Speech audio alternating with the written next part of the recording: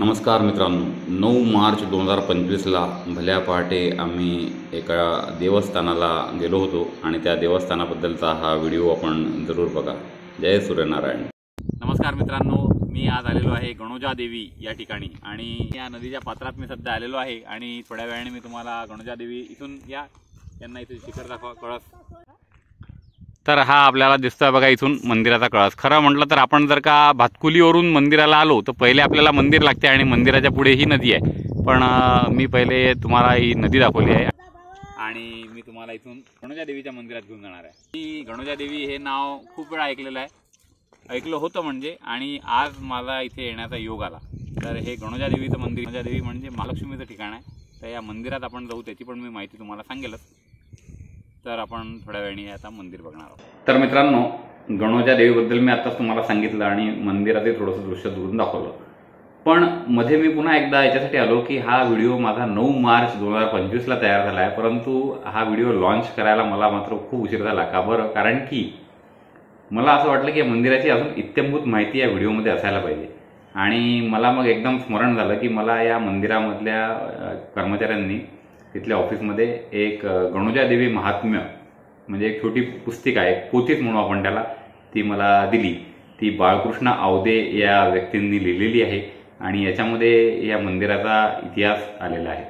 तर अशी आख्यायिका आहे की गणोरकर, गणपत गणोरकर नावाचा एक व्यक्ती होता की जो महालक्ष्मी देवीचा निस्सीम भक्त होता आणि तो नेहमी कोल्हापूरला महालक्ष्मीचे दर्शन घेण्यास जात असे. पण वयोमानाप्रमाणे त्याला असं वाटलं की आपलं आता जाणं होईल की नाही, म्हणून त्याने देवीची आराधना केली, प्रार्थना केली, देवीला विनवणी केली की हे देवी माते, तू जर का माझ्यासोबत माझ्या ग्रामी आली तर फार चांगलं होईल. आणि देवी त्याला प्रसन्न झाली, पावली, आणि देवी त्याला म्हणे की तू पुढे चाल आणि मी तुझ्या मागे येते. पण देवीने एक अट घातली, कंडिशन घातली की जर जिथे तू मागे वळून पाहशील मी त्याच ठिकाणी थांबवून दे. मग असेच मदल दरमदल करत गणोरकर जो आहे, गणपत गणोरकर, हा गणोजा गावाच्या अगदी समीप आला आणि तिथे त्याला देवीच्या पावलांचा आवाज येणं, पैंजणांचा आवाज येणं बंद झालं. आणि म्हणून त्याने मागे वळून पाहिलं तर तिथे देवी पाषाण रूपात म्हणजे मूर्तीच्या रूपात त्याला तिथे देवी दिसली. आणि मग त्याच ठिकाणी आता हे गणोजा देवीचं मंदिर आहे. आणि मित्रांनो, हे जे ठिकाण आहे हे त्रिवेणी संगमावर आहे. तर या 3 नद्या इथे आहे. या मला तिथल्या एका ग्रामस्थांनी एका नदीचं नाव सांगितलं होतं पेढी, परंतु 2 इतर नद्यांचं नाव मला या गणोजा देवी महात्म्य या पोथीमध्ये सापडलं. ते म्हणजे पेढी, गोमी आणि नागझरी, अशा या 3 नद्या आहेत. तर आपण आता हे तुमचा अधिक वेळ न घेता आपण आता देवीचं दर्शन घेऊया, हे मंदिर पाहूया.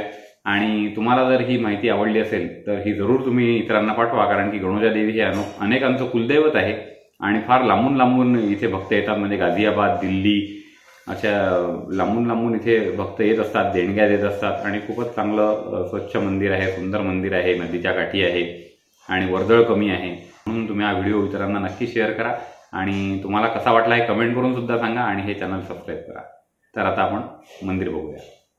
आम्ही गणोजा देवीला खामगाव, अकोला, मूर्तिजापूर, माना आणि भातकुले मार्गे आलो आणि या रस्त्याने आपण इथे या मंदिरामध्ये दाखल होतो.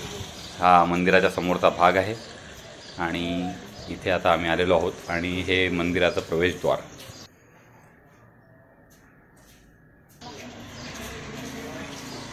समोर काही दुकाने आहेत आणि हे मंदिरामध्ये आम्हाला महालक्ष्मी देवीचा अभिषेक पाहण्याचा योग आला.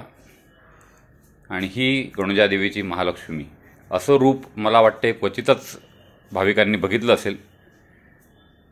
आणि हे इथे एका जावळ्याच्या कार्यक्रमाला आम्ही आलो होतो. देवीला अभिषेक आणि पूजा विधी सुरू आहे. जय महालक्ष्मी माता. आणि बाजूला भगवान विष्णू आणि शिवशंकर. जय शिवशंकर, शंभू शंभू. आणि त्या बाजूला आहे जय गुरुदेव दत्त, दत्त मंदिर. तर असं हे गणोजा देवीचं ठिकाण आहे. गणोजा देवी, भगवान विष्णू, शिवशंकर आणि गुरुदेव दत्त. आणि हे इथे भाविक भक्त आपल्याला दिसत आहेत. हे सर्व विविध कार्यक्रमांसाठी येथे भाविक येत असतात आणि ही देवीची आरती.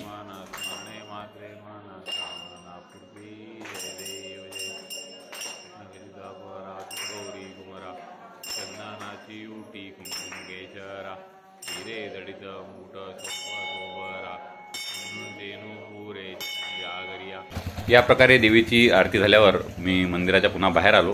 पुन्हा एकदा तुम्हाला हे प्रवेशद्वार दाखवत आहे. इथे छान गणेशाची मूर्ती आहे आणि समोरच ग्रामपंचायत आहे गणोजा देवीची, मंदिराच्या अगदी समोर. आणि या मंदिराच्या बाजूलाच एक मोठा वाडा, जुना वाडा दिसला. त्या वाड्यालासुद्धा मला या व्हिडिओमध्ये समाविष्ट करावेसे वाटले आणि मी चौकशी केली असता गुल्हाने यांचा हा वाडा आहे. इथे एक भव्य प्रवेशद्वारसुद्धा आहे आणि या वाड्यावर आणि या प्रवेशद्वारावर खूपच सुंदर असं नक्षीकाम आहे. 100हून अधिक वर्षा जुना असा हा वाडा असावा. हे प्रवेशद्वार आपण बघू शकता.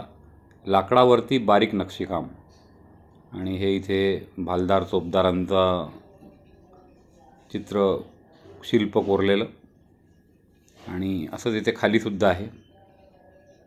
हे भव्य गेट बघा. तर असंच सुंदर नक्षीकाम असलेला वाडा आहे आणि माझी एक जुन्या वाड्यांची सिरीजसुद्धा सुरू आहे, पण ते वाडे खामगावचे आहे आणि इथे हा वाडा दिसल्यामुळे मला याचं पण इथे शूटिंग करावं असं वाटलं. तर गणोजा देवीचा हा भव्य वाडा, सुंदर नक्षीकाम असलेले भव्य प्रवेशद्वार आणि हे आम्ही ज्या कार्यक्रमाला आलो होतो त्या जावळ्याच्या कार्यक्रमाची काही दृश्ये. तर हे माझ्या भाच्याच्या मुलाचं जावळं आहे. भाच्याच्या मुलाचं म्हणतो, नातवाचं म्हणत नाही, कारण की उगीच वय वाढल्यासारखं वाटते. तर हे जावळ्याचा प्रसंगाला सुद्धा आम्ही इथे त्याच कार्यक्रमासाठी आम्ही इथे आलो होतो. तर मित्रांनो, गणोजा देवीची कृपा तुमच्यावर सदैव राहो. गणोजा देवीचा आशीर्वाद तुम्हाला मिळो. तुम्हाला हा व्हिडिओ कसा वाटला नक्की कळवा आणि हा इतरांनासुद्धा शेअर करा. आणि जर व्हिडिओ आवडला असेल, चॅनल आवडत असेल तर जरूर सबस्क्राईब करा. थँक्यू, धन्यवाद. पुन्हा भेटू.